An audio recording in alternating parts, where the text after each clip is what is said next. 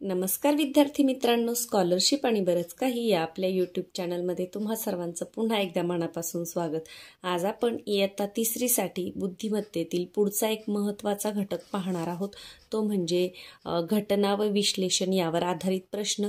कालचा व्हिडिओ जर तुम्ही पाहिला नसेल तर तोही नक्की पहा। त्यामध्ये तुलना करताना कशा पद्धतीने मांडणी करायची ज्यामुळे तुमचं उत्तर अगदी योग्य प्रकारे येतं, अजिबात चुकण्याची शक्यता नसते, हे आपण काल सांगितलेलं आहे। जर तो व्हिडिओ पाहिला नसेल तर पाहून घ्या। चॅनलवर नवीन असाल तर सबस्क्राइब करा। चला तर मग जास्त वेळ न घालवता आजच्या व्हिडिओला सुरुवात करूया। आजचा व्हिडिओ अत्यंत महत्त्वाचा आहे। या प्रकारचे प्रश्न जर तुम्हाला आत्ताच सोडवता आले तर मग तुम्हाला बुद्धिमत्तेमध्ये पैकीच्या पैकी मार्क्स नक्कीच मिळतील। तर पहा, या प्रकारच्या प्रश्नांमध्ये काय दिलेलं असतं, एखादी घटनेवर आधारित प्रश्न देतात तर ती घटना आपल्याला काळजीपूर्वक वाचायची असते, किंवा मग वेगवेगळे विषय आवडणारे विद्यार्थी दिले असतात। मग कोणाला कोणता विषय आवडतो याच्यावर एका प्रश्नावर 2 ते 3 सुद्धा प्रश्न येतात। म्हणजे एकदा जर आपण व्यवस्थित आकृती किंवा कच्चं काम केलं तर आपले ते 3 मार्क्स आहेत ते फिक्स होतात। आता इथे सोडवून दिलेला जो प्रश्न आहे तो आपण पाहूया। पहा, 5 प्राण्यांच्या धावण्याच्या शर्यतीत हत्तीच्या मागे वाघ पळत होता, सशाच्या पुढे घोडा पळत होता, हत्ती आणि ससा यांच्यामध्ये उंट पळत होता, तर सर्वात शेवटी कोण पळत होते। आता काल जे आपण तुलना करायला शिकलो त्याच्याप्रमाणे सुद्धा आपण याची मांडणी अगदी सहज करू शकतो। पहा, मी तुम्हाला करून दाखवते।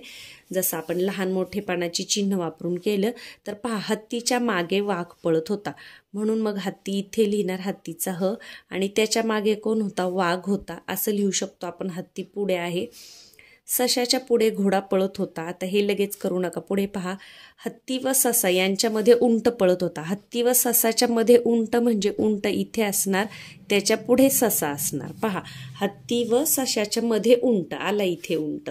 सशाच्या पुढे घोडा पळत होता, तर सशाच्या पुढे अजून कोण पळतंय, तर घोडा पळतोय। मग सर्वात शेवटी कोण आले, पहा, वाघ। या पद्धतीने या खुणांचा वापर करून जर आपण असं केलं तर आपलं उत्तर अजिबातही चुकत नाही।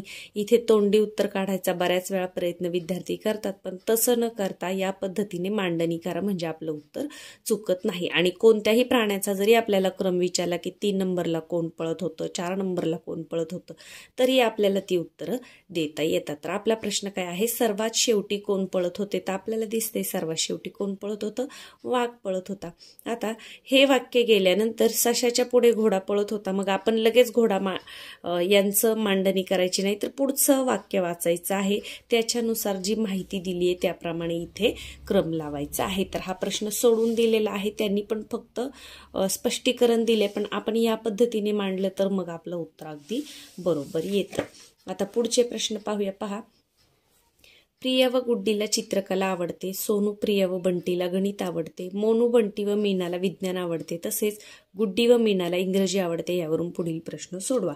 अशा याला सुद्धा प्रत्येक महत्त्वाचे जे प्रश्न आहेत त्यांना कच्चं काम करायचे। पहा, 1 2 3 प्रश्न याच्यावर आधारित आपल्याला येणार आहेत, म्हणजे 3 आपली उत्तरं इथे फिक्स होणार आहेत। तर मी लिहून घेते। पहा, विषयांची नावं लिहून घेऊया। चित्रकला, मग इथे आपण चित्र लिहूया, फक्त चित्र। त्याच्यानंतर काय आहे, गणित, आणि कच्चं काम सुद्धा पटापट करायचे। पहा, गणित, त्याच्यानंतर विज्ञान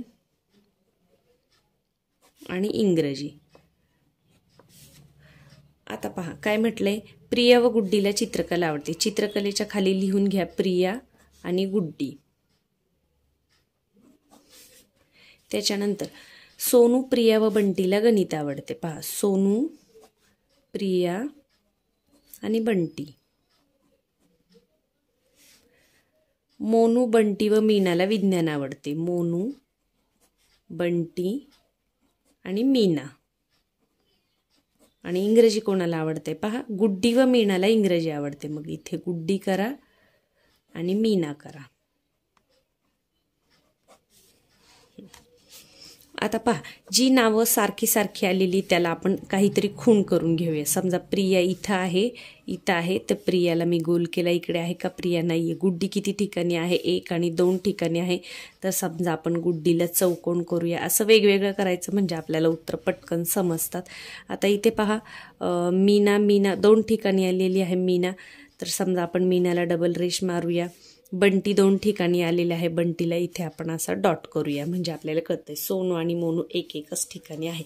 तर काय केलं पहा, विषय मांडले, त्याच्यानंतर मुलांची नावं मांडली आणि जे सारखेच आलेले आहेत त्यांना सारख्याच खुणा केल्या. प्रियाला गोल केला, गुड्डीला चौकोन, असं तुम्ही तुमच्या मनाने काही सुद्धा करू शकता. आता याच्यावरचे जे 3 प्रश्न आहेत ते आपले खूप पटकन सोडून होतात. पहा, चित्रकला व इंग्रजी हे विषय आवडणारी कोण, की जिला चित्रकला पण आवडते आणि इंग्रजी पण आवडते. आता पहा, इथे प्रिया आहे पण इथे प्रिया आहे का, नाहीये. इथे गुड्डी, चित्रकला आणि इंग्रजी आवडणारी आहे गुड्डी. आपण चौकोन केल्यामुळे आपल्याला शोधायला एकदम सोपं गेलेलं आहे. तर पहा कुठे आहे, पर्याय क्रमांक 3 हे आहे तुमचं उत्तर. पुढे आता प्रत्येक प्रश्नाला कच्चं काम करायची गरज आहे का, अजिबात नाही, कारण आपलं एकदाच कच्चं काम करून झालंय. फक्त गणित विषय आवडणारी कोण, आता फक्त गणित विषय आवडणारी पहा, बंटी, प्रिया आणि हे पण प्रियाला इकडे पण आवडतंय, बंटी इथे 2 ठिकाणी आहे, मग फक्त गणित आवडणारं कोण आहे, सोनू. कुठे आहे पहा, सोनू, पर्याय क्रमांक 1. विज्ञान आवडणारी पण गणित व इंग्रजी न आवडणारी कोण, की जिला विज्ञान आवडते पण गणित आणि इंग्रजी आवडत नाही. आता पहा मीना 2 ठिकाणी आहे, बंटी पण 2 ठिकाणी आहे. तर विज्ञान आवडते पण गणित आणि इंग्रजी आवडत नाही. इकडे मोनूचं नाव नाही, म्हणजे फक्त विज्ञान आवडणारी कोण आहे, मोनू. तर पहा कुठे आहे मोनू, पर्याय क्रमांक 3 हे आहे तुमचं उत्तर. म्हणजे एकदा व्यवस्थित या पद्धतीने जर आपण कच्ची मांडणी करून घेतली तर प्रत्येक वेळेला आपल्याला कच्चं काम करावं लागत नाही, प्रश्न सारखा वाचावा लागत नाही. आणि या पद्धतीने खुणा, जी एकसारखी नावं आहेत त्यांना विशिष्ट खूण करा. तुम्ही तुमच्या मनाने कोणतीही करू शकता, गोल करू शकता, चौकोन करू शकता, टिंब देऊ शकता, डबल अंडरलाईन करू शकता, म्हणजे आपल्याला शोधायला सोपं जातं आणि खूप पटापट असे हे आपले प्रश्न सुटतात. चला तर मग पुढच्या प्रश्नाकडे वळूया. आता आहे बैठक व्यवस्थेवर आधारित प्रश्न.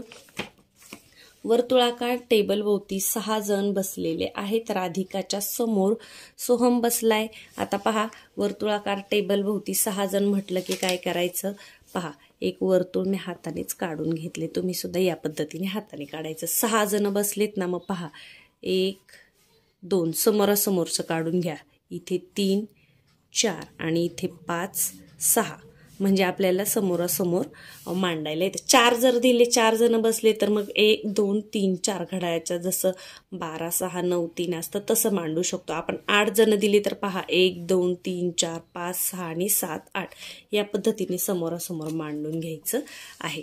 आता पहा, राधिकाच्या समोर सोहम बसलेला आहे. आता राधिकाच्या समोर सोहम बसलाय, आतमध्ये तोंड करून बसलेली, यांची तोंड या बाजूला आहेत असं गृहीत धरा, कारण तिथे दिले की 6 जण बसलेले आहेत. आता पहा, राधिकाच्या समोर कोण आहे, सोहम, म्हणून इथे सोहमचा सो लिहा. राधिका आणि सोहमची जागा फिक्स झाली. पुढचं वाचा. रोहित व अभिषेक समोरासमोर असून राधिका व अभिषेक यांच्यामध्ये श्रेयस आहे. आता हे लगेच करू नका. निकिता राधिकाच्या उजव्या बाजूला रोहित नंतर बसलेली आहे. हे वाक्य महत्वाचं आहे. पहा, निकिता राधिकाच्या उजव्या बाजूला रोहित नंतर बसलेली आहे. आता राधिकाची उजवी बाजू म्हणजे आपला उजवा हात आहे, तीच असते उजवी बाजू, म्हणजे या बाजूने. डावी बाजू म्हटलं की या बाजूने. तर कुठे बसलेली आहे निकिता, राधिकाच्या उजव्या बाजूला म्हणजे या बाजूला, पण रोहित नंतर बसलेली आहे. म्हणजे इथं कोण आहे, रोहित आहे, इथं कोण आहे, निकिता आहे. पहा, रोहित नंतर राधिकाच्या उजव्या बाजूला निकिता बसलेली आहे. यानंतर आता पहिलं वाक्य वाचा.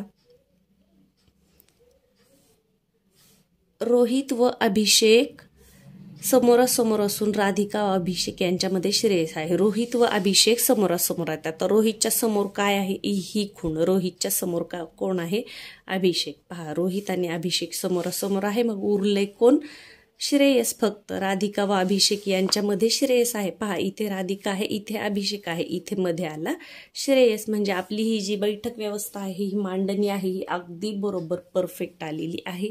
लक्षात ठेवायचे, उजवी बाजू म्हणजे आपला उजवा हात, आतमध्ये तोंड केलेला आहे, आपण स्वतः बसलोय असं गृहीत धरा. डावी बाजू म्हणजे आपला डावा हात. आता याच्यावरचे प्रश्न सोडूया. पहा, निकिता सोहमच्या कोणत्या बाजूस बसलेली आहे. आता पहा, निकिता सोहमच्या कोणत्या बाजूस बसलेली आहे, सोहमचं तोंड इकडे आहे आतमध्ये. मग आपण या बाजूने जर कागद फिरवला तर पहा, म्हणजे तुम्ही कल्पना पण करू शकता, पण इथे आता लहान मुलांना लगेच समजलं असं नाही म्हणून मी कागद इथे फिरवून घेतला. ही आहे उजवी बाजू आणि ही आहे डावी बाजू. मग निकिता कुठे बसलेली आहे पहा, डाव्या बाजूला बसलेली आहे. डाव्या पर्याय क्रमांक 1 हे आहे तुमचं उत्तर. पुढे श्रेयस समोर कोण बसलेले आहे पहा, श्रेयसच्या समोर कोण बसलेलं आहे, निकिता बसलेली आहे. पर्याय क्रमांक 3 हे आहे आपलं उत्तर. पहा सोहमच्या उजव्या बाजूस कोण बसलेले आहेत. आता पहा सोहमची उजवी बाजू कोणती आहे, ही आहे उजवी बाजू, ही डावी बाजू, ही उजवी बाजू. सोहमच्या उजव्या बाजूला अभिषेक बसलाय. कुठे आहे अभिषेक, पर्याय क्रमांक 4. म्हणजे एकदा ही आकृती काढली व्यवस्थित की मग आपल्याला हे जे 3 प्रश्न आहेत ते अगदी पटापट सुटणार आहेत आणि हे 3ही मार्क आपले अगदी फिक्स होतात. तर सोपी आहे बैठक व्यवस्था. 3 जण असो 6 जण असो या पद्धतीने करून घ्यायचंय. आपला उजवा हात, आपला डावा हात, तीच समोर प्रश्नामध्ये दिलेली उजवी डावी बाजू असं लक्षात ठेवायचं आहे.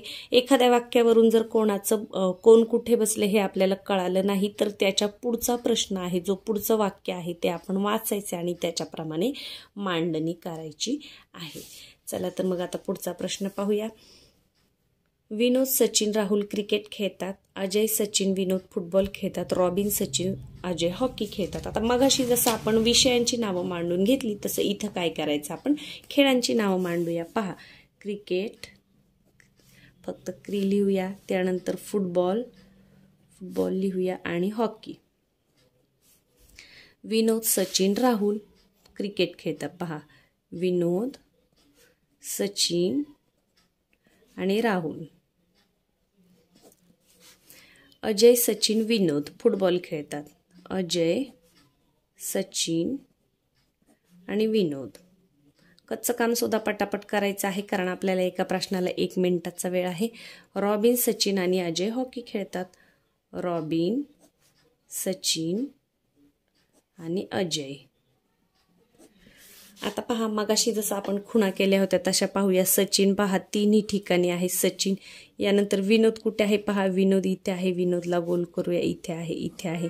सचिन सगळीकडे आहे. राहुल पहा, राहुल नाही, राहुल एकाच ठिकाणी आहे. अजय आहे 2 बाजूला, तर अजयला आपण चौकोन करून घेऊया. आता याच्यावरचे प्रश्न आपले पटापट सुटतील. पहा फक्त क्रिकेट खेळणारा कोण, जो फक्त क्रिकेट खेळतोय, दुसरीकडे कुठेच नाही. पहा विनोद इकडे आले, सचिन सगळीकडेच आले, म्हणजे फक्त क्रिकेट खेळणारा कोण आहे, राहुल. कुठे आहे, पर्याय क्रमांक 4. यानंतर फक्त हॉकी खेळणारा कोण. आता पहा सचिन सगळीकडे आहे, अजय 2 ठिकाणी आहे, मग फक्त हॉकी खेळणारा कोण आहे, रॉबिन. कुठे आहे, पर्याय क्रमांक 3. यानंतर वरील 3ही खेळ खेळणारा कोण. पाहिल्या आपल्याला समजतंय 3ही ठिकाणी सचिनचं नाव आलेलं आहे, तर 3ही खेळ खेळणारा कोण आहे, सचिन हाच आहे. तर या पद्धतीने विषयांची नावं असो, वारांची नावं असो मांडून घ्यायची, त्याच्या खाली नावं लिहून घ्यायची दिलेली आणि जे सारखंच नाव आहे त्याला विशिष्ट अशी खूण तुम्ही करायची आहे. म्हणजे त्याच्यावर 3 प्रश्न साधारण जरी असले तरी ते आपल्या अगदी पटकन सोडवून होतात. पुढचा प्रश्न पहा. डिंपलला सर्वच फळे आवडतात. शबानाला केळी सोडून बाकीची फळे आवडतात. मेरीला फक्त सफरचंद आवडतं. रेखाला सफरचंद आणि पेरू सोडून बाकीची फळे आवडतात. तर केळी आवडणाऱ्या मुली कोणत्या. आता पहा डिंपलला सर्व आवडतात म्हणजे डिंपलला केळी आवडते. शबानाला केळी सोडून बाकीची आवडतात म्हणजे हिला केळी आवडत नाही. मीराला फक्त सफरचंद आवडते म्हणजे हिला सुद्धा केळी आवडत नाही. रेखाला सफरचंद पेरू सोडून बाकीची फळे आवडतात म्हणजे डिंपल आणि रेखाला केळी आवडतात. याला कच्चं काम करत बसायची गरज नाही. ज्यांना वाटते की आपल्याला तोंडी येत नाही त्यांनी मग नावं लिहून घ्यायची आहेत. तर डिंपल आणि रेखा कुठे आहे, डिंपल आणि रेखा. पर्याय क्रमांक 2 हे आहे तुमचं उत्तर. पुढे पहा. सरस्वती विद्यालयात सलग 5 दिवस वार्षिक क्रीडा स्पर्धांचे आयोजन करण्यात आले होते. 5व्या दिवशी म्हणजे शुक्रवारी 7 डिसेंबरला लांब उडीची स्पर्धा झाली. कबड्डी स्पर्धा धावणे स्पर्धेच्या अगोदर पण खो खो स्पर्धेनंतर झाली. सर्वांच्या आधी लंगडी झाली. तर या माहितीच्या आधारे पुढील प्रश्नांची उत्तरे शोधा. आता पहा दिलेल्या माहितीवरून आपण सुरुवातीला कच्चं काम करून घेऊया. आपल्याला काय दिले की शुक्रवारी 7 डिसेंबरला लांब उडीची स्पर्धा झाली. तर मग आपण 7 डिसेंबर शुक्रवार मांडून घेऊया. मग पहा 6 तारखेला कोणता वार असेल, गुरुवार. 5 दिवस स्पर्धा झालेली आहे. 5 तारखेला बुधवार, 4 तारखेला मंगळवार, आणि 3 तारखेला सोमवार। पहा, सोमवार, मंगळवार, बुधवार, गुरुवार, शुक्रवार 3, 4, 5, 6, 7 या पद्धतीने आपण मांडलं। आता काय लिहिलंय, कबड्डी स्पर्धा धावणे स्पर्धेच्या अगोदर, आता हे नंतर वाचा, सर्वांच्या आधी लंगडी स्पर्धा झाली, म्हणजे इथे सोमवारी लंगडी लिहून घ्या। यानंतर 7 डिसेंबरला लांब उडीची स्पर्धा झाली, शुक्रवारी लांब उडीची स्पर्धा झाली, इथे लांब उडी लिहून घेतली शुक्रवारी। त्यानंतर आता पुढे पहा, कबड्डी स्पर्धा धावण्याच्या अगोदर पण खो खोच्या नंतर झाली, म्हणजे धावणे इथे येणार, कबड्डी इथे येणार आणि खो खो इथे येणार। पहा, कबड्डी स्पर्धा ही धावण्याच्या अगोदर झालेली परंतु खो खोच्या नंतर झालेली आहे। म्हणजे पहा, सोमवार मंगळवारपासून शुक्रवारपर्यंत आपण इथे क्रमाने जी माहिती दिलेली आहे त्याच्यावरून इथे लिहून घेतलं। आता याच्यावरचे जे प्रश्न आहेत ते पहा आपले एकदम पटापट सुटतील। खो खो स्पर्धा किती तारखेला झाली? पहा, खो खो स्पर्धा आपण वार सुद्धा लिहिले आणि तारीख सुद्धा लिहिली की 4 तारखेला मंगळवारी। मग किती तारखेला? 4 डिसेंबर। कुठे आहे? पर्याय क्रमांक 3। पुढे पहा, कबड्डी स्पर्धा कोणत्या वारी झाली? पहा, कबड्डी कोणत्या वारी झाली? बुधवारी झाली। बुधवार कुठे आहे? पर्याय क्रमांक 1। यानंतर स्पर्धेची सुरुवात कोणत्या वारी झाली? आता सोमवारी आहे। पहा, आपण शुक्रवारवरून मागचे वार लिहित गेलो, शुक्रवारी 7 तारीख दिलेली, त्याच्यावर आपण 6, 5, 4, 3 या पद्धतीने मांडलं तर स्पर्धेची सुरुवात कोणत्या वारी झालेली आहे? सोमवारी झालेली आहे। म्हणजे एकदा व्यवस्थित कच्चं काम मांडल्यानंतर आपल्याला त्याच्यावरचे जे 2 किंवा 3 प्रश्न असतील ते अगदी पटापट आणि अगदी अचूक असे सुटतात। आणि याच्यावर अजून एक प्रश्न होता, पहा खाली मला दिसला नाही, 6 तारखेला कोणती स्पर्धा झाली? तर पहा, 6 तारखेला कोणती स्पर्धा झाली? धावणे ही स्पर्धा झालेली आहे। आणि याच्यामधला एक प्रश्न आपला करायचा राहिला चुकून, तर तो पाहूया। पहा, 10 नंबरचा प्रश्न आहे, रेखा भाषा, सामान्य विज्ञान, गणित, सामाजिक शास्त्र या विषयांचा अभ्यास पुढील प्रमाणे करते। सामाजिक शास्त्रे म्हणजे इतिहास, भूगोल, नागरिक शास्त्र, त्यांना एकत्रित सामाजिक शास्त्र म्हणतात। ती एका दिवसाआड गणिताचा अभ्यास करते, मात्र इतर दिवशी ती क्रमाने भाषा, विज्ञान आणि सामाजिक शास्त्रे या विषयांचा अभ्यास करते। या मंगळवारी तिने भाषा विषयाचा अभ्यास केला, तर पुढील मंगळवारी ती कोणत्या विषयाचा अभ्यास करेल? आता पहा, आपल्याला वार बांधून घ्यायचे आहेत आणि त्याच्यानंतर दिलंय काय की भाषा, विज्ञान, गणित, समाजशास्त्र यांचा अभ्यास क्रमाने करते, मात्र गणिताचा एका दिवसाआड करते। तर दिलेल्या माहितीवरून कच्चं काम कसं करायचंय पहा, सुरुवातीला वार मांडून घ्या। पहा, आपल्याला पहिल्यांदा आपण सुरुवातीला वार मांडून घेऊया, सोमवार, मंगळवार, बुधवार, गुरुवार, शुक्रवार, शनिवार आणि रविवार। आणि आपल्याला काय दिले की या मंगळवारी तिने भाषा विषयाचा अभ्यास केला। मग मंगळवारी इथे भाषा लिहून घ्या, भाषेचा फक्त मी भ लिहिलाय। मग भाषेनंतर पहा कोणता येणार? एका दिवसाआड गणिताचा, मग इथे गणित येईल। त्याच्यानंतर इथे कोणता येईल? दुसरा विषय दिलाय सामान्य विज्ञानचा, विज्ञानचा वि लिहिला। पुन्हा काय येईल? गणित येईल। विज्ञान नंतर काय आहे? गणितच आहे। मग सामाजिक शास्त्रे, मग इथे श लिहिते मी सामाजिक शास्त्रेचा। मग पुन्हा इथे येईल गणित, मग इथे कोणता येईल? परत भाषा येईल सोमवारी, आणि मंगळवारी परत दिवसाआड कोणता येईल? गणित हा विषय येईल। कसं केलं पहा, सुरुवातीला मी वार लिहून घेतले, मग मंगळवारी तिने भाषेचा अभ्यास केलाय, भाषानंतर मग गणित घेतलं कारण दिवसाआड ती गणिताचा अभ्यास करते। मग भाषा, गणित, मग भाषेनंतर काय आहे? विज्ञान आहे, मग गणित, पुन्हा सामाजिक शास्त्रे, गणित, मग भाषा, आणि मंगळवारी पुन्हा कोणता येतोय विषय?